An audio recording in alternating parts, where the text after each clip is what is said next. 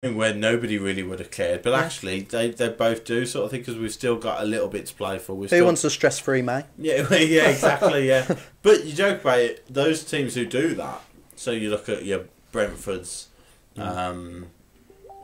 else is in that category at the moment? Brentford, possibly Swansea. Yeah, Stoke. Yeah, those sides have got to fight their own momentum, for next season, because if they don't, then they start next season poorly. It happens quite a lot. Whereas actually now we've been given a chance to say, actually, you're not 100% safe yet, so you might need some momentum going into next season. That is the best attempt at putting a positive spin on a relegation battle I've ever heard, Chris. I'd like, to be fair, if we're not getting playoffs, I'd like 9-point deduction every season. Do it. Just to give us a bit to. You heard it here first. I'll snap your hand off to have it now, though, instead of starting next season on -9. Oh yeah, without a doubt. Yeah, definitely. I mean, you can look at it that way as well.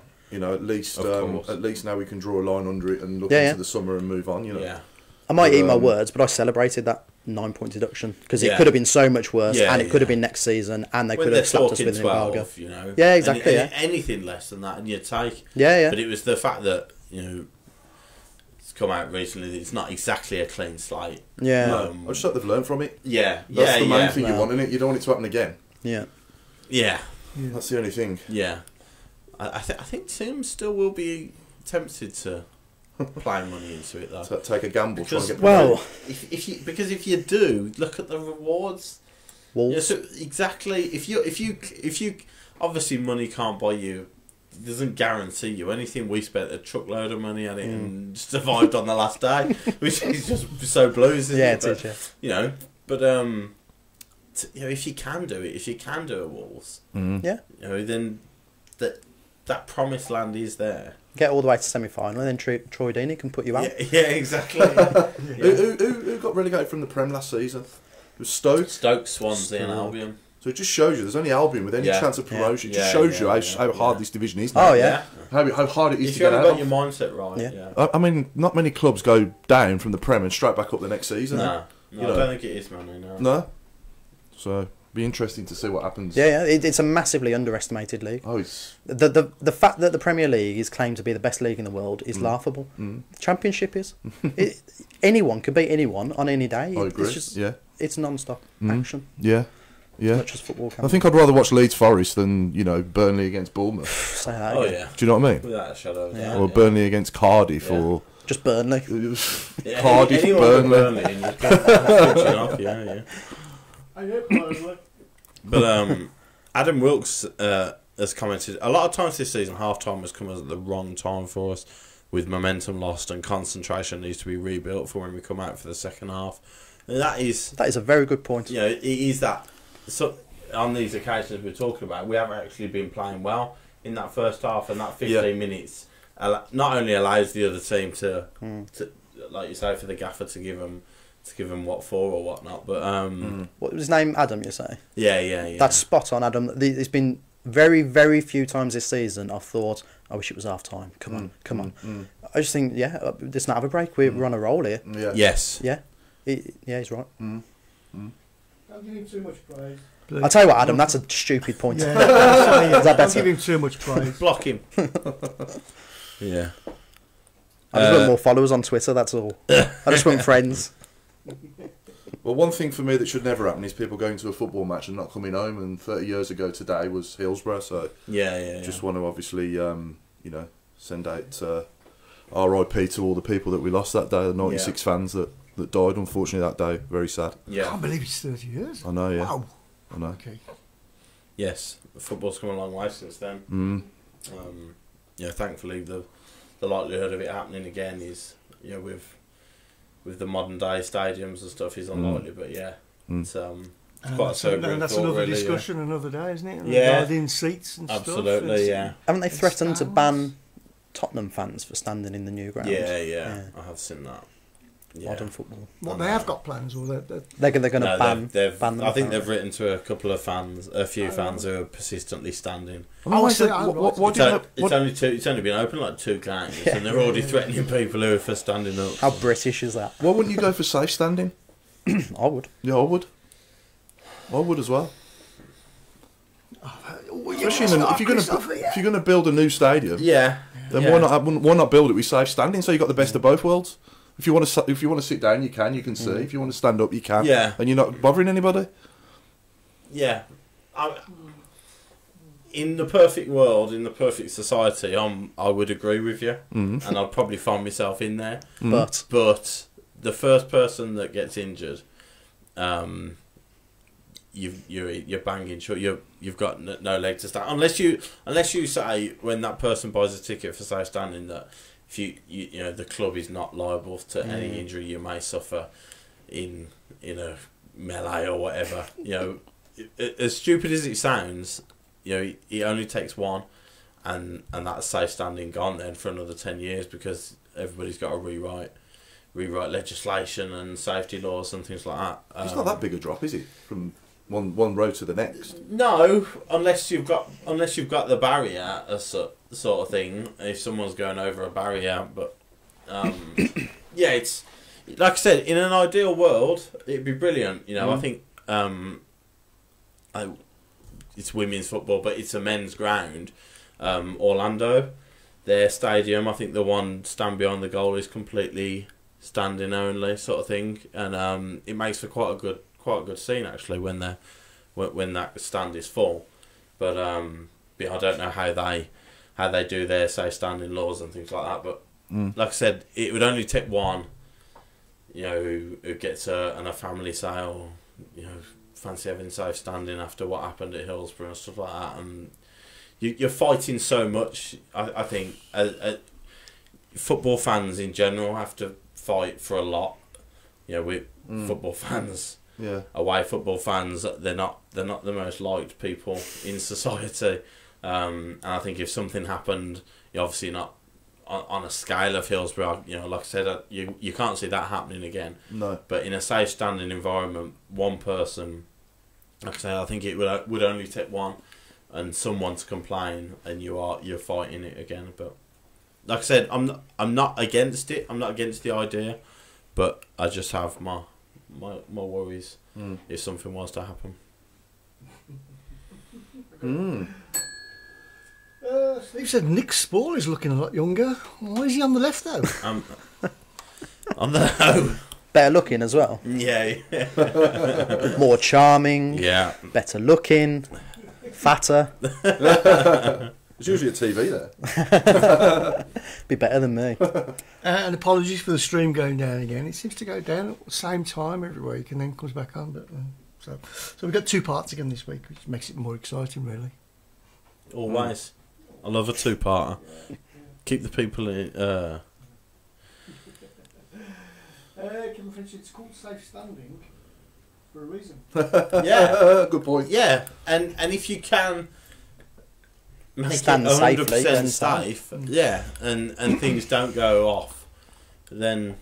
But I'll tell you the problem you'll have is look at the World Cup when it suddenly became cool for everyone to throw beer in the air because people are morons. No offence if you did it, but people are morons.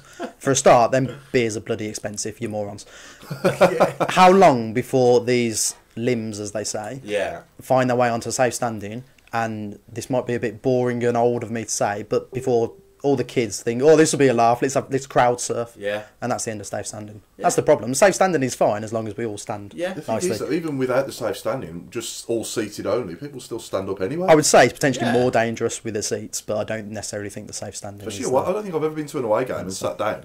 No. You know, you just stand up for the whole game when you go to away games. Years and years. Yeah. And the stewards tell you to sit down. Yeah. They get told where to go. But yeah, like I say again, brilliant idea in principle, and if everybody, you know, throw yourselves about all you want, but like you say, the first injury, the first cup of tea that gets thrown, you know, and landing on an old woman who gets burns. The Daily Mail already have that headline waiting. Exactly. They're just waiting to press print. That's my point about football fans. You know, that newspapers, the media in general, the government, you know, politicians. They are just waiting for something to happen to batter football fans and to try and curb us as much as possible. So no, nothing against it in principle, but no, yeah. Pete Taylor has given us some news, which I saw today. A little part of me died inside today. Czech Ndoye. I don't know if any of you remember Czech Ndoye. Unfortunately. Yeah. He has been ruled out for the rest of the season with an ACL injury. That's a shame. Yeah. That is a shame. That's genuinely a shame. I don't mean that sarcastically. Sounds a bit sarcastic. It wasn't sarcastic in any way. That's a shame, get him. 33 years old, and with only 3 months left on his Blues contract, we might just have seen the last of Czech Ndoye in a Blues shirt. So I'd just like to take this opportunity to say thank you, Czech, for everything you did for the photo. For Birmingham City. Thank you for the photo. Thank you for the photo outside. I tell you what, there was a game, I forget who it was against, but obviously Cottrell was in charge and they were all walking off. And I was sitting not too far from the tunnel and they were getting dogs abuse. They were really, the players were getting it pelted on. And you could tell Czech Ndoye has never really experienced that before. And as he was walking past us all, you could see in his face, he looked so heartbroken about it. I almost went up and gave him a cuddle. I was like, lads, just leave him. He's had enough. Leave him. Yeah. He's already dead. Yeah, just let him die. Like Craig Gardner, I think it was, had his arm around him, more like that. Yeah. And he looked genuinely gutted. I thought, I feel so sorry for. I mean, you are crap, but I feel so bad for you, mate. It's not your fault you're crap. You don't know, but yeah, I felt bad. Yeah, but yeah, he's crap. So yeah, that was just an interesting bit of news today. I think my best memory of him was at Bolton last season.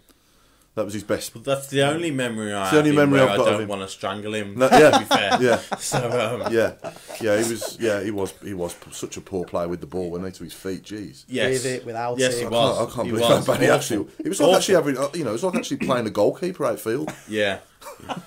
It was the triangles people used to pass around him in triangles, and it'd take him 30 seconds to realise it had happened.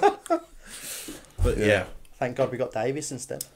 You could imagine, like, if David James played centre mid. He actually did the ones, didn't he? You got front, didn't he? Yeah, he chucked him on up front, I think. Yeah, Stuart Pearce, that was, wasn't it? Yeah, he had a striker on the bench, but brought a defender on and put David James up front, which was very interesting. Yes. Just let you know, we won't be doing a shares this week. We'll do a double. Not next week because we're not here next week. Yeah. The week after. Okay. But will it be a treble? No, it'll be a double, wouldn't it? Yeah. It'll be a treble. No, it'll be a double. Be a double. It'll be a double, yeah. But we will be doing 2 3-word reviews today. Oh, there you go. That's exciting. So exciting! Oh, God, I'm so excited. I wanted to ask as well, just for fun. Yes. The last few managers we've had that have had a reasonable amount of time in the job, that have sort of signed a few players. Yeah. Let's say from sort of Bruce, McLeish, Clark, and Rowett. Let's say Bruce, McLeish, Clark, Rowett. Okay. Yeah. Who were their best individual signings? So they've one. You could pick one signing made by those 4 managers. That's a tough one. So that's to our viewers as well. Yeah. Rowett's best signing. Chai, yeah, it has to be Chai purely. Straight off the top of my head. Yeah. I'd say Morrison because it was a freebie. Morrison, Clifton-Bald. Yeah, he's give us good service. Yeah.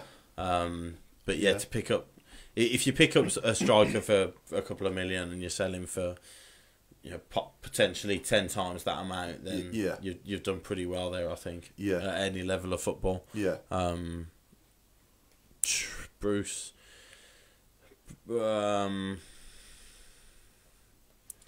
Again, looking back to that first season, Dugarry was inspirational. Yeah. Matt Upson was really important at that point as well. He was excellent. Who else were we saying? McLeish. Barry Ferguson, maybe, or possibly. Yeah, did Bowyer come in under McLeish as well? I think that midfield too was Roger Johnson, Scott Dan. Dan was impressive as well. There's a couple for people to think of. About Clark. Did he make one? Ravel Morrison. Robbo did well for us, didn't he? Ravel Morrison. Because for like 3 months we saw 10% of what Ravel Morrison could actually be, and even that was so much better than anything we'd seen for a hell of a long time. Cadiz. possibly just for that moment alone. Yeah. Randolph was a good keeper, I thought. Yeah, still is. I'd love him back now. Yeah. Yeah. Talking to keepers, sorry to change the subject, would you go after Ipswich's keeper after they go down? That's interesting. I don't know much about him, to be honest. We were supposed to be after him last summer, weren't we? Bielkowski. Bielkowski. Yeah. But I think there were a lot of rumours that we were going in for him. Apparently there's a few people interested. Last summer, when we couldn't actually buy anybody, but we just kept going for him anyway because we didn't actually realise that we were. I don't think anybody really understood that somebody had told us no. Alan Minute says Lee Bowyer was Bruce. He wasn't. It was McLeish. Oh, Bowyer was after Bruce. Surely. Yeah, it was McLeish. Yeah, Alex I'd McLeish. have said so. Yeah. Yeah. I mean, if you're enjoying this, guys, then go back further. Say Francis and Fry as well. We'll do. Back to Trevor Francis' best signing. Who was Ricky Otto? Was that Barry Fry? Yeah, probably would have been. Yeah, which of Barry Fry's 811 signings was his? Jose Dominguez. AJ was Bruce. He came from the academy. Academy. He was there. He was there under T. Yeah. AJ was under. And then Bruce sold him for Clinton Morrison. Yeah. I think for me, Stan Lazaridis was probably Trevor's best signing. Yeah, it was good, yeah. Brian Hughes as well was quality. And, genius, you know, who brought Devlin back? Did Francis bring Devlin back? Bruce brought Devlin back. Did he? Barry Fry brought Devlin in first time. And then Francis sold him and Bruce brought him back. I think Barry Fry's best signing was, in my opinion, was probably Granger or maybe... I'd say Jose. Yeah? Yeah, maybe. Again, he's another one who clearly had the potential. Quality, yeah. Which didn't have him for long enough. And, he Liam obviously Daesh. wasn't particularly settled Liam yet. Daesh. The important... And here's another thing as well. We might go on to Hotter. Somebody mentioned Hotter. I know there's been a few people on the Facebook page who have been having a bit of a pop at Hotter over the course of the season, really. Here's a really important thing to remember, right? If you've got someone like Hotter, if you've got that much technical ability, right? If you can match that technical ability with the commitment and endeavour and, and the fight and goals and everything else, if you can match all of that together, I've got just an important thing to announce. You're not playing for Blues in the Championship. No, you're Cristiano Ronaldo. You're in the Premier League or you're playing in Spain. Yeah. Right, so when you've got somebody with decent technical ability at Blues in the Championship, there is going to be a reason why he's at Blues in the Championship and not at a Champions League club. Do you know what I mean? And I think you have to remember that is our level. Yeah, exactly. You're asking Hotter to do what Adams does, if you had that, you're not at Blues. Yeah. You're a £40 million player. Yeah. If you're combining his technical ability with 20 goals a season, it's just not feasible to have that at Blues. So if you want to move on to Jota, what's your opinion of him first before I ask further questions? No, ask any question you want. I think he's the guy. He's the guy with the most technical ability in the squad. I agree with that. And I think he's the guy. If you wanted the ball to drop to anybody in the opposition half at any stage of the game, I'd want him to be on it because he can do things that nobody else can. But would you say if it's well into our team currently? Would you see him, not to compare him to Letizia, but would you compare him with Letizia for England, where he wasn't picked because he was a luxury player? Is Jota our luxury player who, had we a squad built around him, would be fantastic?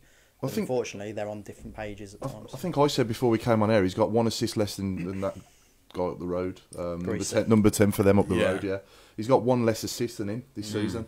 He's got 9 assists so far this season. That's not bad, really, for a player that's getting a lot of criticism. Yeah, he's not going to roll his sleeves up and get stuck in on a freezing cold night away at Millwall. He's not that kind of player. Unfortunately, I know that's what Blues are about. And our I'm fans, not having a pop at Blues fans here because this is what.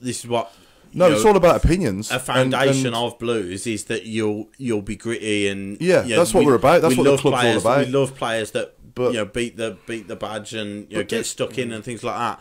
But actually, we appreciate the other side of it as well. Do you know what I mean? So when Hutter comes on against Sheffield United, and within 2 minutes keeps the ball in on the left hand, keeps the ball in on the touchline, dances inside and feeds Che to have a first time shot. Yeah, actually appreciate that as That's well. what he does, rather than at some point where he's got his head up and he's on the ball and he's looking for something to happen in front of him, but unfortunately he's got Davis and Djukovic, so the chances of him feeding a through ball are unlikely, and he gets caught in possession and everybody's battering him because he's getting stuck in and he's not winning tackles. I think the problem is when Monk first came in last season, he was playing so well. Them last 11 games, in the majority of them, he was awesome. Especially, do you remember Hull at home? Yeah.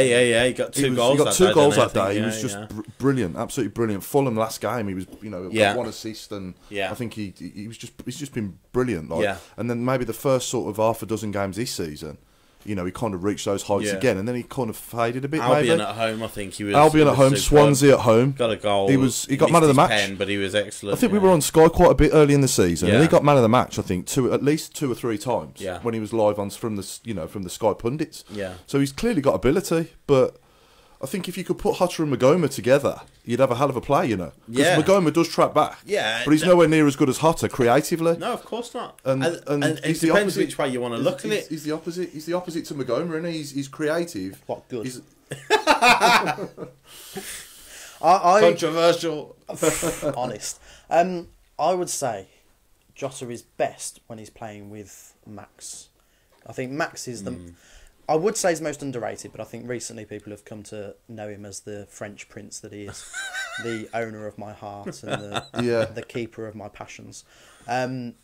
Max's link up with Jota is phenomenal. Yeah, their overlap play is phenomenal. Yeah, I think when Jota isn't in front of Max, he's a shadow of the player. Do you think when he was at number 10, he'd be on the front too? He was better in that position, but I don't think he's half as good as when Max is backing him up. But those two, you can tell they play together. Oh yeah, you can see that there's... The chemistry is bang on. And when Harding has replaced Max on rare occasions, it's just not there. Yeah. He's trying to do the same, but he just doesn't get it.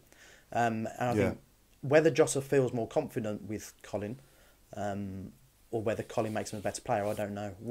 But for me, Jota is not a £6 million record signing, which Chris is smiling at me, which says, "Mark, shut up, you're a moron." No, I would never say that. He's not playing the way I would expect our record signing to be playing, especially when you've got players who cost a lot less, performing a lot more. Yeah. In my opinion. But who's as good as Hutter creatively?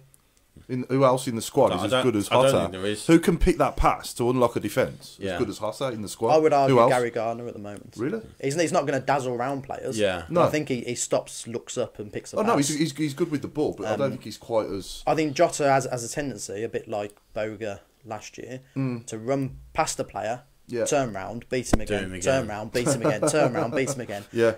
And he just doesn't look up and put that ball in as often enough as I would like him to. I think for his money we could get someone better. It didn't help, but I think it was Sheffield United, and Mahoney started, and Mahoney's set pieces have got better and better as the season's gone on, and he really whips that ball in. And obviously, Hutter came on, and the first thing he did was that bit down the touchline, cut inside and fed Che. But then I think from the following corner, he hit the first man, and that doesn't help. He can improve his set pieces, especially his corners and things like that. Yeah, but he's better than Craig Gardner at it. I'll give him that. Yeah. My little sister's better than Craig Gardner. Yeah, exactly. Yeah. Yes. I'll just read a couple of comments. Of course. I've read a few. We're not reading many. Okay, out. so I love ticky-tacky football myself, says Ray BCFC. There we go. Lucy says the problem with Joshua is he's not consistent enough. Agreed. No, I agree with that. Pete Taylor says Craig Gardner, he's hands down the best passer of a football that we have. Sorry? 9 years ago. Who said that? There you go. Your friend, Pete Taylor. No. I'm sorry, Pete, but I cannot agree with you one iota there. I do remember that pass he did at their place for Shay Adams when he hit the post. Remember that pass? Oh yeah. I do remember that. That was a delightful ball. Maybe when you're remembering one pass. I was going to say that one pass. That's one pass. That's a sign of the rest of his. That was proof of what he can do. You know? Yeah. He'll be around the fire with his grandkids one day. I did this pass once. 2018. They talked about it on Tilton Talk Show. Blackburn away, lovely ball through to Djukovic, and then for he the squared it second into goal. Adams. Yeah. Okay. So he has got that. You know, he has got an eye for a pass. Yeah. I'm not saying he's the best passer of the ball we got at the club, but he has got an eye for a ball. You're trying to get him a new contract. No, and I think was it Lucy who said Hotter's consistency levels again. If he was putting in consistent performances, top quality performances, he would not be playing for Blues. And when you think, you said he's best when he links up with Max, when he's got Max behind him. Now I think Brentford are a side that really underachieve every season. Because actually, you look at the technical ability that side have got. Every time they come to us, I watch them and I think, my God, these are outstanding. They move and they spread the ball about as easy as anybody you see in the Championship. And actually, when you've got a side where everybody can do that, someone like Hotter looks sensational. So when you've got Hotter and he looks up and he thinks, I've got Adams running inside, Adams running down the line, I could use him. I look inside and I've got the options that I've got. I could go long for Dukey. You know, he hasn't got the same options that he has in that Brentford side where he did look a £6 million player. Which is why I would say, in fact, I run Birmingham Fan TV podcast once a week. Don't know if you know or care. James and Emily. With James and Emily. But anyway, James made a good point on that. Jota might not be the player we need now, but next season when Monk can buy some like-minded players, very good point. Perhaps he'll absolutely come on fire next season. I remember listening to that point. I don't think we've seen the best of him yet at all. No. I do think he's got more in his locker. We see glimpses, yeah. I do have to wonder why. You know, he scored 12 goals at Brentford in a season, and you know he hasn't quite managed to do that here yet. But he's only been here. How long's he been here now? Just over a year. This is his second full season, isn't it? And don't forget, somebody's pointed out that Monk inherited him. Yeah, exactly. Yeah. But I think Monk wanted him when he was at Borough. Yeah, he did. Yeah, and Redknapp got in ahead of him. I think. Yeah. You know, and you think the poor bloke's had 8 months working under Steve Cottrell. So exactly. It's got to take a while. He might still be getting over it for somebody with that technical ability to have to sit there on the bench and watch Sam Gallagher play in your position. That's got to take some time to get over that. I've not just got over it. It's a all that, so imagine how the players must feel having to. It's not really a confidence boost, is it? Exactly. Yeah. Kevin says, good call, Mr. Pugh. Let him try to be consistent elsewhere and let's get our £6 million back. No, I didn't say that. And by Gary Gardner That's what I said. and Conor Mahoney. No, I do think. I mean, people were saying some similar things about Shay Adams. Yeah, me. I was saying it. Mark, yeah, exactly. You know, so let's be a bit more patient with him and see if we can. Give him one more season after this season and see if we can get more out of him. If you can keep Gary Gardner and bring in a ball player alongside him, He's had Czech Endoy as that player as well, don't forget, during his time here. I mean, come on! He's cutting in on the right-hand side, looking in field, and there's Endoy striding alongside him. He ain't going to give it him, is he? But I think that is a really good point. Playing alongside different players, if Monk can bring in the kind of players that will get the best out of someone like Hotter, and you could throw the consistency thing at anybody. Magoma, at times Magoma looks like he's a world, but he's bombing forward. He created the goal against Leeds, and you think, my God, there's a guy who can cut inside, with a bit of pace and find a pass, and then at 80 other minutes, he's running into blind alleys, and you think he couldn't take Ndoye on that sort of thing. But I question the word world beater.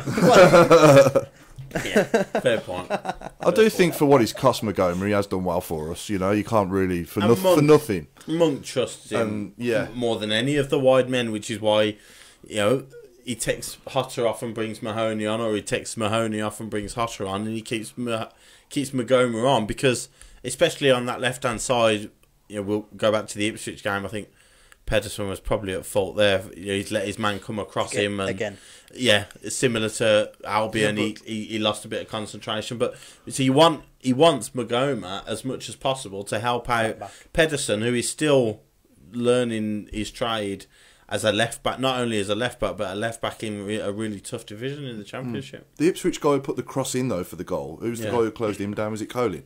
I think it was Colin, weren't it? It was out wide. Don't upset Mark. Don't you say anything about my maths. I'm watching you, pal.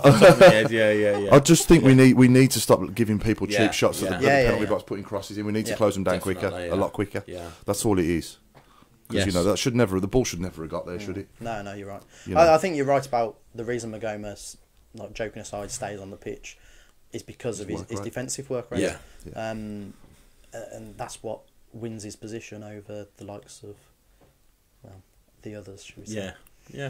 Yeah, but you do want to hurt, I mean, like you say, now and again he'll do what he did against Leeds. Every now and again. He'll go on a run like that and you'll think, wow. There's the player of the season from that goal against Stoke he scored. That goal against Stoke he scored. I mean, he got outshone by Bogle's goal in the same game, but what a strike that was. Which is a similar position to what he did at Leeds. You know, he picks the ball up on the left. Yeah.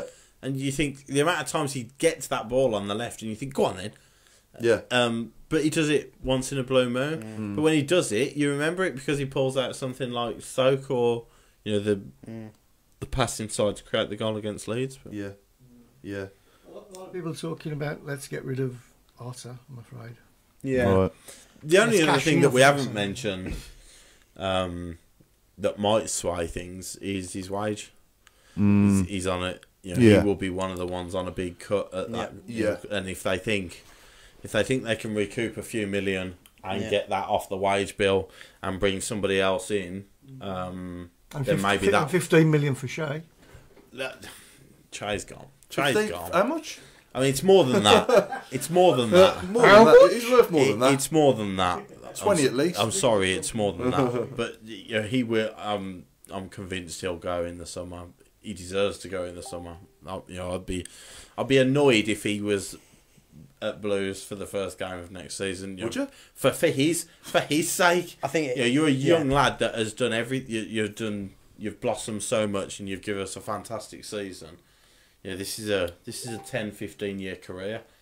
At the end of the day, go and make the most of it, son. He'll be staring down the barrel of probably at least double the wages he's on. Well, at least, and some, so he's obviously he's going to get his head turned eventually. I would have thought, the club, and any club in the Premier League, would apart from the top six, would look at someone like Adams as a real focal point as a striker. The way he's performed this season. I'd say his strength, his ability to hold the ball up, bring other players into the game. If you've got much better players around you as well, then I think, I genuinely think he could get into every other club bar the top six. That sort of goes back to what we said earlier. The better players you play with, the better you play yourself.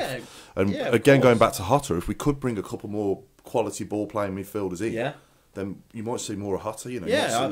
I firmly agree that you probably would. Would you say that quality breeds confidence and confidence lets quality shine? I've never heard that before. That's incredible.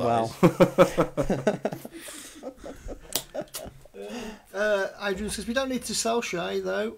It would help with the rebuild of the squad. Yeah. If he's got any ambition about him, he won't stay. Yeah. Without wanting to insult our own. If somebody like Everton wants him, I think he'd fit him really well with Everton. I mean, how do you turn Everton down? You can't. You're not going to. You're not going to. You'd be insane. And like I said, you'd sort of be angry for him. But to turn that down, you'd be like, "What are you doing? Still here? Go!" For me, as an England fan as well, I'd love to see him progress to that level. Before he gets to Scotland call up. But I think if he could progress to be in England, in the England squads as well, because we're not exactly blessed with loads of strikers, are we, for England? We've got Rashford and Kane. I can think of at the minute. Through the middle, I suppose as an out centre forward, 9, if you like. So we're not blessed with many. So for me, if he's going to step up into the Prem next season and bang goals in there, he's going to be in with a shout of a call up. Oh, it's difficult because they're in different divisions. But if Callum Wilson's getting England call-ups, I certainly don't see any reason why Che couldn't. Exactly. Yeah. Yes. What is everybody else saying, Chris? Okay. Well, I'll tell you as soon as I get back to that page. Which I've actually gone off here. Ray says, what about Andre Gray from Watford if Che goes? Gray hasn't done much since he's been at Watford. How about a trade between the two? Che to Watford. Gray to us. Or Deeney to us. Oh no! Give it a rest. The Deeney word. Not the D word. Oh, no. He's doing good stuff at Watford still. Nah, you might see him down the Blues wings about. I think Gray's proven at Burnley that he can score goals in the Premier League. I think somebody will look at that and say, do you know what I'd like? Enough to stay in that division. If Brighton stay up next season, I think they'll probably invest in a new striker because Glenn Murray's what now, 34, 35? Yeah. I'd like to see him with us next season. Glenn Murray. I think he could bang the goals in the Championship still. He's done well in the Premier League. Like a Phillips type signing when we got Phillips. Just for a season. Yeah. He might score the goals to get us up. You know, if we could his wages would be, we could persuade him to step down to play, you know, because I don't think he'll play regular at Brighton next season. You know, he could be a good signing for us just for a season. They're not guaranteed survival yet, are they? No, I think they will. I think Cardiff will go. But, I think they play each other in the week. So. Ironically, Denny has just been sent off. Has he? No! Yay. Against Arsenal. The side he loves playing against, and he's got himself sent off. He wanted to finish early to watch this. Yeah. He heard Mark was guesting, so he on that. Pete says, shoot me down if you like, but I don't get the hype about Mahoney. Controversial. That's interesting. Got ability. Young kid still learning his trade. He's getting better. Yeah, he's certainly better than what he was when he first started to appear for us. You know, he's learning, and he's still, you know, he's I think raw. He looked like a little bit frightened at times. Yeah, his stamina as well. His stamina wasn't quite. He wasn't lasting full games, was he? Of course, yeah. So now he's actually playing full games. He's working harder. Yeah. You know, he's learning his roles on a defensive and attacking sense better. Like I said, his set pieces recently have really been threatening. You know, whipping excellent crosses in. Scored a couple, innit? Yeah, I think. You know, like I said, I think he's developing as a player still. Like you say, he's still young. What is he? 20? 20? No, I'm not sure. Yeah, I don't think he's over. Yeah. Yeah. Still a young kid. Yeah, he's still learning, but my only criticism is he tends to take 2 or 3 more touches than he needs occasionally. Yeah. And you've only got so much of the pitch before you've got to make a cross. Yeah. Once you hit the corner flag, you've probably gone a bit too far. Yeah. There's times you think, oh, cross it now. Yeah. Cross it now. Yeah. Connor, cross the ball. Connor, for the love of God. You might be gorgeous, but cross the ball. I think the worst I saw for that was Jesper Gronk. He needed a written invitation to put a cross in. He had to beat a man 6 times before he even thought about crossing it. Yeah. And he was at the top level for us. Yeah. But he's another one, you know. Obviously, he's only on loan from Bournemouth. I don't know what they'd be asking price-wise, you know, if we looked at keeping him, but I don't think it'll be 5-6 million. I think they'll probably be looking at more than that for a young player still, who's, like you say, he's still getting better. So he's English, isn't he? Mahoney. I believe so. Yeah. I want to say he's Conor Mahoney stinks sounds Irish. A bit, it does sound Irish. But I think he is English. Yes, but so the prospects of keeping him, you know, for long term are pretty low. If he's 8-9 million, are we really going to spend 8-9 million on someone? Well, like you say, he's a young kid developing. A Premier League club. Premier League clubs don't need to sell their young players. Do you know what I mean? So no. Yes. I have no idea where the time's going, but I better get this in. 3-word review. We'll do the first one for Ipswich, which is from Emma Humphreys. Not clinical enough. Correct. Yeah. Fair assumption of the game. Get in touch, Emma, for your prize. And Sheffield United goes to Warren Wazza Starling. Sharp's blade blunted. Oh, love it. He works for the Daily Mirror. Yeah. Oh, right. That is it. Okay. Never mind. Yes. Breck is Mahoney is no Breck Shy, says someone. God, we've had some players, haven't we, in recent years? Jeez. Forgot all about him. God. Funny enough, we didn't put him in the best signings category. Was that Lee Clark? Oh, was it Clark? Lee Clark, he was. Sums that Where's up. Thomas? Where's Thomas was another one. Yeah. Tyler Blackett. There's a few, isn't there, over the Clark. Grant Hall. Was it Grant Hall, centre back? Alan Minnitt makes a good point. If it was left to our supporters, we would have another wage bill of some 200 million, like Man United. You know, that is a point. Sometimes you have to remember where you are and the level that you are looking at bringing players in. It's the same with the goalkeeper, isn't it? You know, we've been sport with top goalkeepers. Absolutely, really. Yeah. You know, for our level, we've always had good goalkeepers. Yeah, all through the years. Yeah. But unfortunately, you know, not quite as good now as what we've seen before. Yeah, that's a fair comment. Stockdale was okay, wasn't he? Say again? That's a fair comment. What was that? Sorry. Stockdale, he was all right there. Stockdale. Yeah, he was all right. I think he was okay when Monk came in. He was better than what he was before Monk came in, like the rest of them. In the last 11 games, he played a lot better than what he did before. Oh, there's a vacant expression. I don't recall him making mistakes under Monk. No. I'm remaining silent so as to not be controversial. I think we're currently playing our best goalkeeper available to us. I think is all I will say about Well, the lock Stockdale up then. I think they would. If we go back to what we were talking about earlier with morale and atmosphere around the place, I think we have the best goalkeeper at the moment. Yeah. I think it's no coincidence that some players have gone out on loan and some players have been frozen out. Yeah. And the morale has improved. Yeah. Make, No, I agree. Make of that what you will. Well said. Well, I'll say I agree. Well I don't know. said, We don't know that for a fact, do we? But you know, I can see what you're saying. Do you know what? It's written in front of you. Yeah. You know, it's there for everybody to see. You know, I think he's well liked within the squad.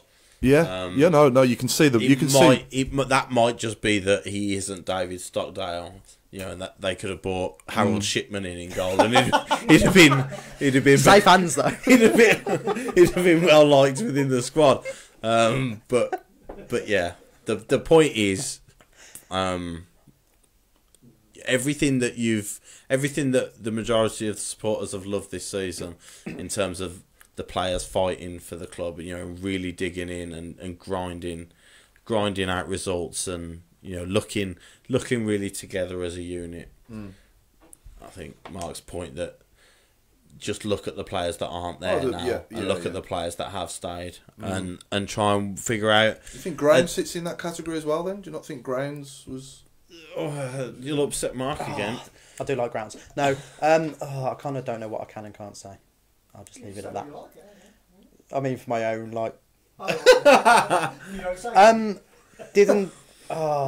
didn't someone close to Grounds have lots of arguments on social media with fans? Yes, I believe. Right. And didn't that cause quite a stir behind the scenes? I believe. I don't know whether it Correct did. me if I'm wrong. There was. So if you there was a representative of the Grounds Association who did like to argue back with people. Yeah. Yes. So if you have a look at somebody else's Twitter account, maybe a current goalkeeping employee of Birmingham City who also likes to argue back on Twitter with BCFC fans, then maybe that's where you start looking and you start thinking morale was dog awful under Redknapp and Cottrell. Monk comes in, we survive. Some players stay, some players don't. The side looks unbelievably, you know, on a different level, united, you know, in a tight-knit squad. Yeah. And sometimes that's all you have to say. Yeah. One thing I must say about Camp is his kicking is very good. His kicking, his distribution is good. Yeah. His distribution is good. I think, let's be honest, Camp is no... Mike Taylor. Goalkeeper. Professional footballer. Stockdale? No.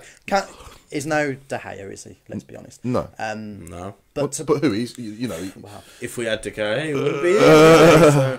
To pin all the blame on him is no, I'm not naive pinning, to a fault. Not saying you, just fans in general. Yeah. Is naive to a fault because that ball gets past 10 blokes before it hits him. I agree. And Camp wasn't switched off necessarily, solely switched off at half time in the Ipswich game. Yeah. There were 11 blokes all switched off at half time.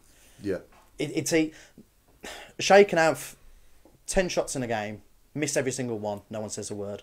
Camp lets one goal in. is the worst player on the pitch. That's the problem when you're playing goal. You make a mistake, it's a goal. It's never forgotten. Especially when fans have already made their mind upon you. So, exactly. And it didn't help the fact that as soon as he signed, you looked, everybody... with social media now, you type Lee Camp, Sunderland, because that's who he last played for, and you see all these Sunderland fans going, "Ha! What's it? Bad luck Blues." But the problem is relegation for you. What an awful keeper! And your mind's already made up. But they also decided to release a documentary, didn't they, about every single game inside the outside the dressing room. So that probably didn't do many favours, did it? How many of our fans watched that? Yeah. I haven't seen it, by the way, but I don't know who. Oh, it's really good. Yeah, it's really good. Yeah, it's entertaining. You don't see many people pointing out that Camp won Player of the Season. A few years Rotherham. Yeah. Not many people have said that, but they all point out the Sunderland. Yeah. And let's be honest, Rotherham aren't amazing. But Rotherham's Player of the Season is in goalkeepers. He's a level lower than where we've used to, isn't it? With goalkeepers, do you know what I'm saying? We had Brighton. Stockdale was in the team of the season. Wasn't he, the season before? He was Brighton's. He was best goalkeeper in the division. Was he? Well, he was voted goalkeeper for the best side in the division, which often leads to best goalkeeper in the division. I can't say I've taken the greatest amount of interest in David Stockdale's career to notice whether he's been exceptional or not for the vast majority of his career. No, I haven't either. All I can talk about is his performances for Blues. And last season, you'll be struggling to find as many howlers that Camper's made more than Stockdale made last season. I concur. Sheffield United at home, which springs to my mind because we recently played Sheffield United and they put last season's highlights up where we beat them 2-1. But Duffy's goal in the first half, he scuffs absolute dribbler into the bottom corner and it takes Stockdale 3/4 of an hour to get down to his bottom corner. 3/4 of an hour. Again, it's easy to blame the keeper. It's very, very easy to blame the keeper. But to say that Stockdale is worlds ahead of Camp, I think is daft. I think it's factually incorrect. Everybody's entitled to their opinion. I mean, we haven't even mentioned Thomas Kuszczak. You know, he's only been a bad goalkeeper for us overall since he's been here when he's played. Yeah. You know, he's still on our books. Is it all about goalkeeping, or is it about squad morale? Well, who knows what goes on behind the scenes, but you know, we've certainly had good goalkeepers over the years. I've been going down there. Yeah. Camp certainly doesn't sit in that ilk. That's for He's sure. no Joe Hart. Season 2009-2010. But even then, Joe Hart made a couple of mistakes early in that season. Early on, you know, Foster made mistakes. Yeah. Even Mike Taylor made mistakes. Yeah. But overall, you know, they were very good goalkeepers for us. He's no Bart Gremick, is he? I mean, even no. I think the best goalkeeper I've ever seen is probably Peter Schmeichel, and even he made mistakes. You know, they all make mistakes. Yeah. So you know, but we'll see what he does next season with the situation. Yeah. See if he brings another one in. I think he needs. It wouldn't surprise me if he kept Camp around the squad. If he's well liked, he might be looking at bringing another keeper in. But you keep Camp, in the squad, in and around. You know, if he is a good character, then you know, it strikes me as that kind of, you know, as if he's well liked. Certainly. Yeah, I think the player's reaction after QPR when he saved the penalty afterwards, and you know, as that final whistle went, they were they were absolutely thrilled to bits for him. You know, which, like I say, sometimes it says that sort of action can say a hell of a lot more than words can. But we've certainly been in worse situations, haven't we? You know? Oh yeah, without a doubt. Yeah. So, you know, the fact that we're sat here having this time last year, yeah. You know. This time 2 years ago, this time 3 years ago, this time 4 years ago. Yeah. One goalkeeper we've had recently who only played a few games that was probably worse than Camp was that Ledgeskins, wasn't he? He wasn't. Yeah. And he went to Burnley. What's he got doing? A Premier League move. Yeah. I think he is still there. I think he's about the 5th choice, but yeah, I think he's still there. I tell you what, the life as a reserve keeper is the life for me in the Premier League. Yeah. Sit on the bench, get paid, love it. Didn't we have Colin Dorr for about 15 years and he played about 15 games? Yeah. How about for a job, right? Your career advice. You go to your career advisor, and he says, "Right, I've got a gig for you. Right? You could go and play. You're 37, 38. You've had a great, decent career in football. I've got you a gig as 3rd choice Chelsea keeper. Rob Green, yeah. You are going to do nothing all season.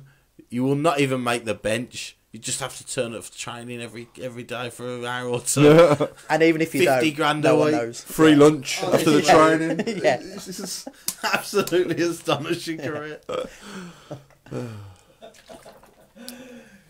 Steve, BCFC Tarbuck says, a Tilton talk show and bore, you three can talk.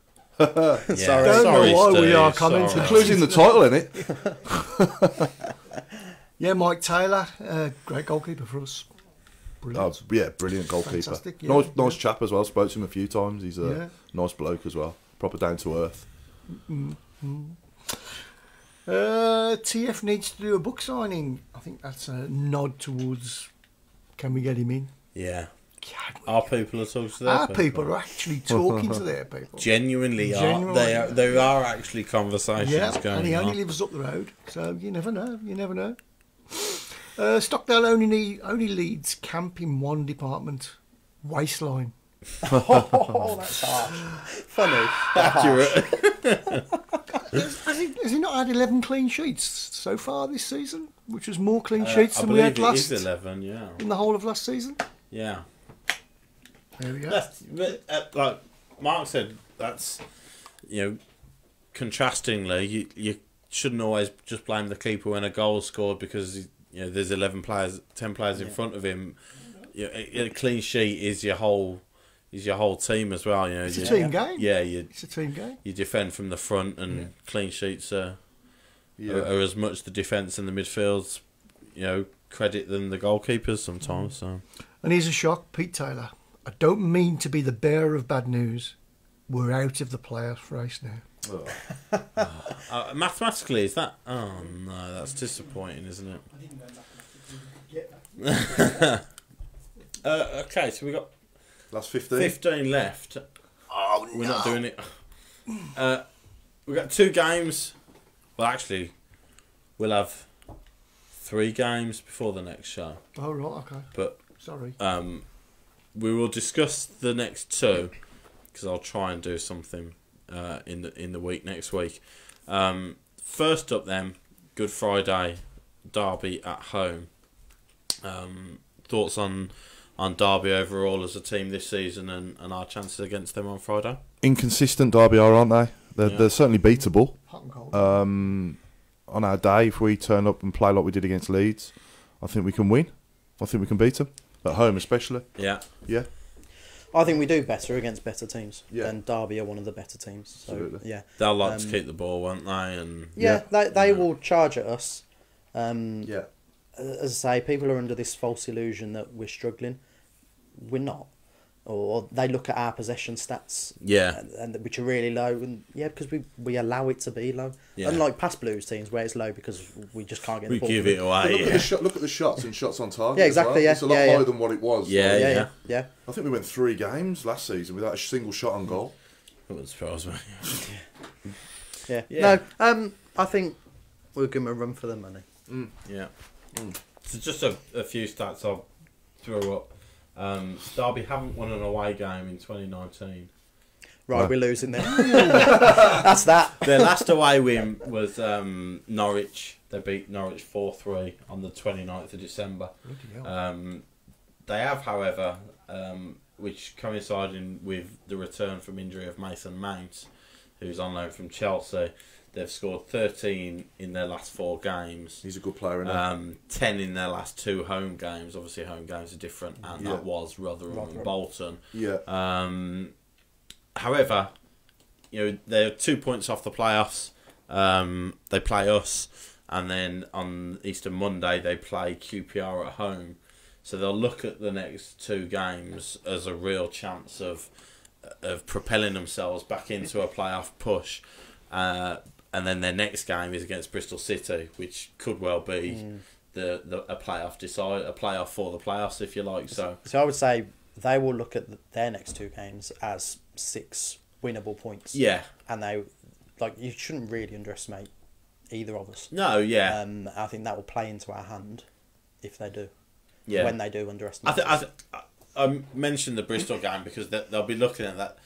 I think they'll want to go into that Bristol game ahead of Bristol City. Yeah, you say, flying full of confidence. So I think you probably will see a Derby side come out the blocks quickly against us. They're going to take the game to us, yeah. But we want as you say, at times this season that has helped us. Look how well it worked for Leeds. Yeah, twice this season. Yeah. So I think on the counter we can hit them hard. Couple of predictions before I get yours. Tony Layton says 2-2. 1-1 Blues. Adrian 2-1 Derby says Stephen. Lucy says 2-1 Blues. Derby 2 Blues 1 from Ray. Craig Courtney says Blues 2-0. What are we going with in the studio? Paul, we'll go with you first. I'm going to go 1-0 again. Blues? Yeah. Oh, yeah. I'm going to go 2-1 Blues. They score first. So I go for 2-1 as well. You want to go 2-1 as well? Because you always go 2-1. Seems to be working. I will go...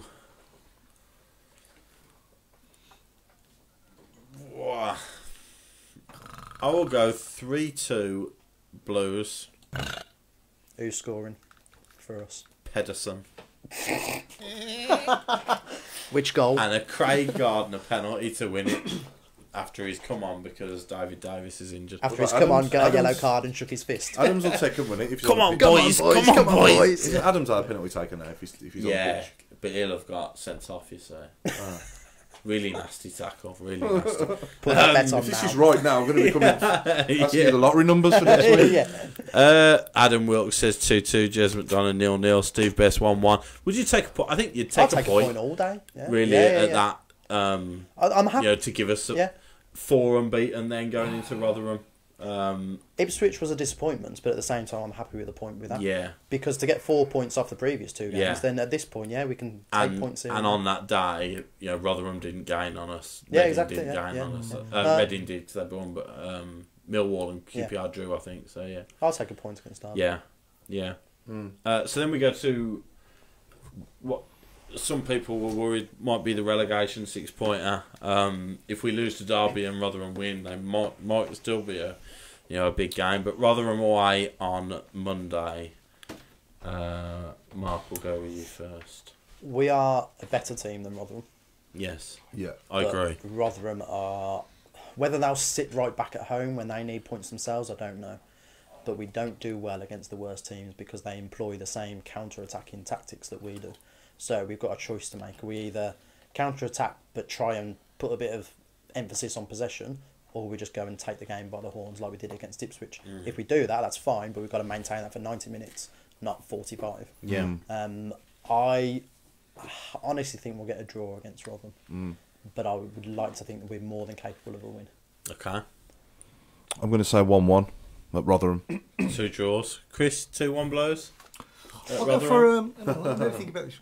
2-1 Blues. 2-1 Blues. 4-1 Blues.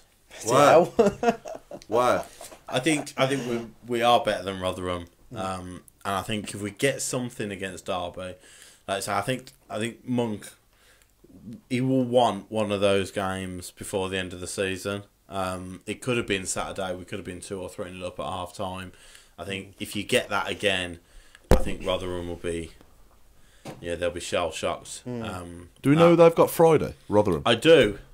They've got Swansea away. Right. And then they play Blues. So they lose that. We beat Derby. That's it'll be effectively 10 points. They can't catch us. They can't catch us because there'll be 3 games left. So we're safe. Then we go to Rotherham Monday if that happens. Yeah. Not mathematically because it'll technically be 9, but with the goal difference it'll be 10. So yeah, we'll be all but safe. So it would be nice for the players to be coming out of Rotherham, come on a Monday. high. Definitely, yeah. But certainly on Monday, if we get something from Rotherham, then that should be more than that should be going it. There and turning them over, but them type of places Ipswich Saturday, weren't it? Bolton away, them type of games we always seem to. Well, actually, we played Ipswich and Bolton. Home and away this season, we haven't won one. Picked up 2 Worst points. 2 teams in the division by a country mile, and we ain't won one. We're crap against crap teams. Yeah. We ain't lost against Leeds and Sheffield United, but we ain't beat Ipswich and that's typical Bolton, Blues, isn't it? Yeah. They've got Swansea away, then they play us, then they've got Albion and Borough. So, I mean, the likelihood of them catching us anyway, they're going to have to pull out a ridiculous set of results. So it's a really tough run for them. They've got one win in their last 5. That was at home against Forest. They've actually scored in their last 6 games in a row. Like I said, but although only one of those has transpired in wins, which shows that they concede goals as well. And they're 2 points off 21st. I think they'll be looking at, they won't be looking, unless we lose and they win on Friday, and then they can look at us as potential for overtaking. But I think their battle is still your Wigan, Millwall and Reading, isn't it, rather than us at the moment. But yeah, so again, it's difficult to go too far into it because there's games between then. Obviously, we've got Derby and they've got Swansea, so it could, like I say, it could effectively be all over our relegation worries. If it is, a sold out away following going up to Rotherham would be would be a big plus for us, wouldn't it? Yeah, definitely. That'd be sold out anyway, wouldn't it? So. Yeah. John Bullingham says 1-0 Rotherham with Blues. Yes. Michelle O'Neill 2-1 Blues, 3-1 Blues from Steve. Kevin has assumed I've been drinking. I assume that's because of my prediction. 3-0 Blues, 2-2 against Rotherham, 2-1 Blues. So a bit more confidence at the Rotherham game than the Derby game, which the table would dictate is logical, but this is Blues. With Blues, it's not particularly logical at all, really, is it? So no, of course not. Of course not. Kevin Kelly, this actually, go on, I'll bring this up. Kevin Kelly has said, has Mr. Fun had a safety bet on Blues relegation odds a long big dollar. So I did this last season. I know you did, yeah. Put 50 quid on. I think we were trying to soften the blow. 7 or 8 to 1 to go down. So I lumped on and thought, I'll chuck 50 quid away to keep us up, sort of thing. Soften the blow. I've actually done similar this year.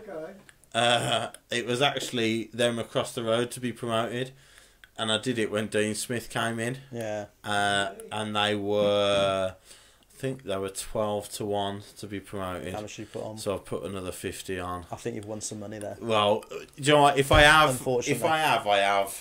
Yeah.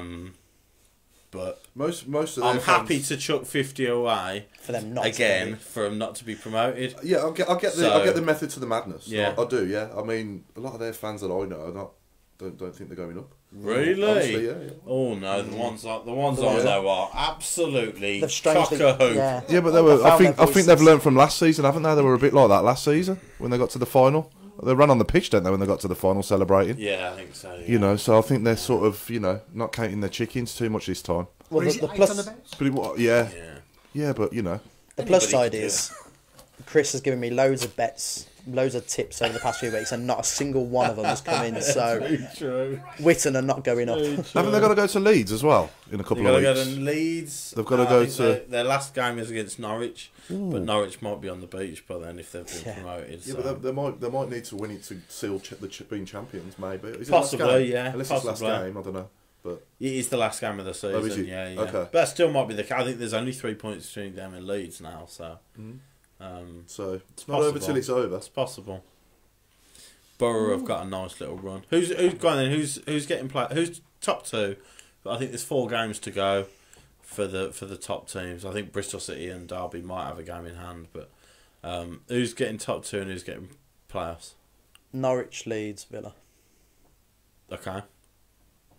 Norwich, Sheffield United, West Brom. Okay. I said that last week. Norwich, Leeds, West Brom. Norwich, Leeds, West Brom. You bugger. I was tempted with that. I will go Norwich, Leeds, Sheffield United. I'm only saying Sheffield United second because I said it last week. Yeah, so I don't want to change it in a week. Oh, yeah. But looking at the fixtures and the running, I think probably, I don't know, I've still just got a funny feeling inside me that Leeds are going to slip up. I don't know why, I just have. But is it because they're Leeds? Yeah. And they tend to do Leedsy things. They do, yeah. Yeah, it seems to all go to cock at the last. Yeah. At the finish post, I think. Yeah.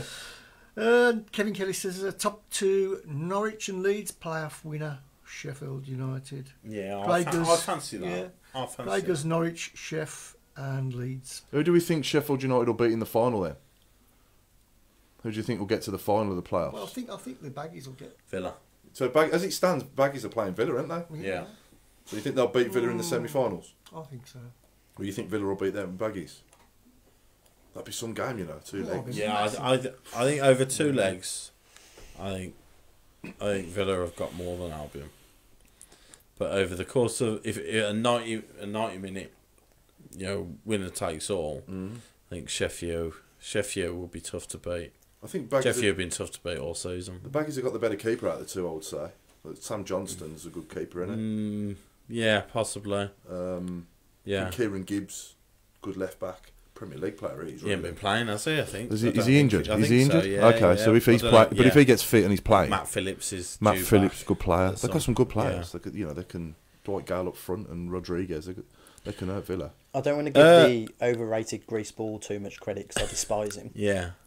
But when Greasy is back, that whole team raises their game. Yeah. I think psychologically they think they can't play without him. Yeah, which is insane because if you just tackle the guy, it can't do anything. Yeah. But teams have a tendency to just back off. Only if he scored. Yeah. I think the wave they're unfortunately on at the moment will take them through to the final and unfortunately send them back up. The Merchant of Doom has spoken. Yeah. Kevin French says Sheffield United have lost Sharp for the season. Is that? Have they? Hadn't heard that. Really? That's a blow for them because It's a hell of a blow. He's their real focal point, isn't he? Well, that's massive for them. Really. McGoldrick's a good player. He played well against us, but not as a. I wouldn't say he's the out and out striker that Sharp can be for him. So if that's true, that is a massive blow for Sheffield United. That is. Yeah. Yes. How long have we got left? Is that it? Are we done? Oh my goodness. That's gone quick. It has flown. Paul Sterndale says a hamstring. Assume that's for Sharp. Yeah. That's a blow. It's a hell of a blow, yeah. That is a massive blow to them, yeah. Thank you. Thank you. Thank you, Mark and Paul. Great to have you in again. Yeah, we should see you all again. Not next week, but the week after. You might see me in Alicante if I can find Wi-Fi. Nice, thanks for that. Bar for 20 minutes, half hour or so. Good night, all. Ciao. Sorry. Cheers. We'll support you till the end of the day. We're so happy following the blues. We love you, what more can we say? Let's see you in the pub, singing our song, helping and sharing the load. It's worth the point of all when we sing together. We're there at the end of the road. We are the lads from the Tilton. We'll support you till the end of the day. We're so happy following the blues. We love you, what more can we say?